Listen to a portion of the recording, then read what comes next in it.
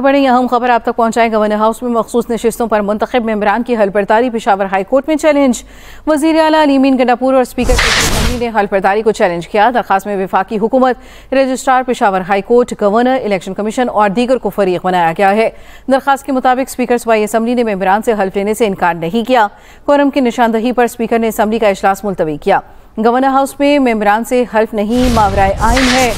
वज़ीर आला स्पीकर इनकार करे तो फिर चीफ जस्टिस किसी को नामजद करेगा। गवर्नर हाउस में मखसूस नशिस्तों पर मुंतखब मेंबर्स की हलबर्दारी पेशावर हाई कोर्ट में चैलेंज। वज़ीर आला अली अमीन गंडापुर और स्पीकर के पी असम्बली ने हलबर्दारी को चैलेंज किया।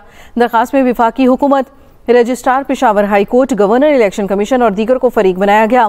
दरखास्त के मुताबिक स्पीकर सूबाई असम्बली ने मेंबर से हल्फ लेने से इनकार नहीं किया। कोरम की निशानदही पर स्पीकर ने असम्बली का इजलास मुलतवी किया। गवर्नर हाउस में मेंबर से हल्फ मावराए आइन है। वज़ीर आला स्पीकर इनकार करे तो फिर चीफ जस्टिस किसी को नामजद करेगा। हमें सुनने का मौका नहीं दिया गया। चीफ जस्टिस ने गवर्नर को हल्फ के लिए नामजद किया। गवर्नर हाउस में मखसूस नशिस्तों पर मुंतखब मेंबर्स की हलबर्दारी पेशावर हाई कोर्ट में चैलेंज कर दी गई। वज़ीर आला अली अमीन गंडापुर और स्पीकर के पी असम्बली ने हलबर्दारी को चैलेंज किया है।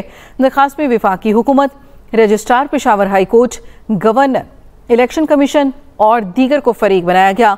दरखास्त के मुताबिक स्पीकर सूबाई असम्बली ने मेंबर से हल्फ लेने से इनकार नहीं किया। मजीद तफसील जाने के अपने नुमाइंदे यासिर अली से। यासिर, बताइएगा। जी बिल्कुल, वज़ीर आला खैबर पख्तूनख्वा ने जो गुज़िश्ता रोज गवर्नर हाउस में मुंतखब मेंबरान से हल्फ लिया था, उसके खिलाफ खैबर पख्तूनख्वा हुकूमत ने पेशावर हाई कोर्ट में रेट दायर कर दी है। वज़ीर आला खैबर पख्तूनख्वा की जानिब से एडवोकेट जनरल खैबर पख्तूनख्वा शाह फैसल उस्मान खान ने रेट दायर की है, जिसमें उनका मौक़िफ़ है कि उनके खैबर पख्तूनख्वा असम्बली का इजलास जारी था और जो मुंतखब अराकीन थे उनसे हल्फ दिया जा रहा था। 24 जुलाई तक इजलास मुलतवी की गई थी, इसलिए अगले जो इजलास का सेशन था उसमें जो मुंतखब मेंबरान थे उनसे हल्फ लेना था। तो इस जो गवर्नर ने हल्फ किया है वो गैर आईनी था। चीफ जस्टिस का काम जो है वो इंतजामी था।